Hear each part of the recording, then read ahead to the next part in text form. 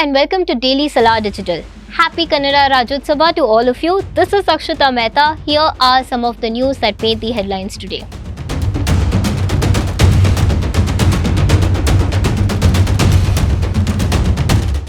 Egypt is preparing to receive 81 injured Gaza civilians and 500 foreign passport holders via the Rafah crossing after a Qatar brokered deal involving Egypt, Israel and Hamas. A field hospital with 4 tents, each having 20 beds and 12 medical caravans had been set up in Sheikh Zayed, located 15 km from Rafah. Moreover, 70 additional aid trucks in Rafah are undergoing necessary checks before entering Gaza as per the agreement with Israel. Over 8,500 Palestinians have been killed since the October 7 attack by Hamas on Israel, which killed over 1,400 people. In October, the State Bank of India sold electoral bonds worth rupees 1,148.38 crore ahead of assembly elections in 5 states. The highest amount of sales was reported in Hyderabad, which sold rupees 377.63 crore bonds amounting to 33% of the total. However, only rupees 83.63 crore had been redeemed by political parties in Telangana.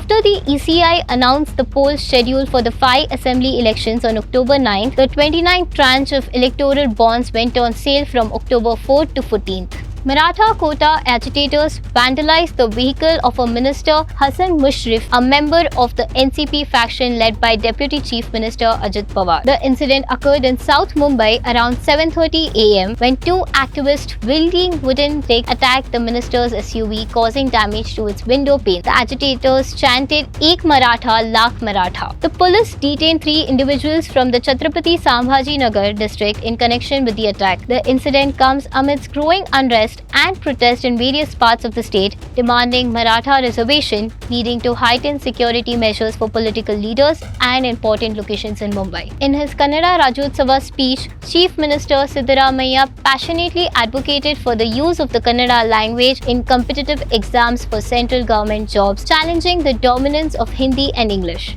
He pledged to write to the Prime Minister to request a revision of regulations to ensure these exams are conducted in Kannada, reflecting the sentiments of the local population. Furthermore, Siddaramaiah announced the provision of free electricity and water to government schools, emphasizing the importance of quality education in Kannada medium schools. He acknowledged the obstacles presented by caste and religion, but stressed that delivering quality education in Kannada was not limited to English medium schools, thereby demonstrating his commitment to promoting the Kannada language and education in the state. The celebration of the 68th Kannada Rajotsava saw participation and well wishes from many prominent figures, including Prime Minister Narendra Modi, who praised the spirit of Karnataka as a hub of ancient innovation and modern enterprise. Former Prime Minister H.D. Deve Gowda, former Chief Minister H.D. Kumaraswamy, and Baswaraj Bommai also extended their greetings and good wishes on this special occasion. The central government has increased the price of commercial LPG cylinders by Rs 100 across India effective from November 1st. The highest price for a 19 kg commercial cylinder is in Chennai at Rs 1,999. Price of commercial cylinders has risen for the second time in a row. Prices were raised by Rs 209 per cylinder across the country in October. Shaheen Shah Afridi, Pakistan top fast bowler, has achieved the top position in the ICC ODI bowler rankings for the first time in his career.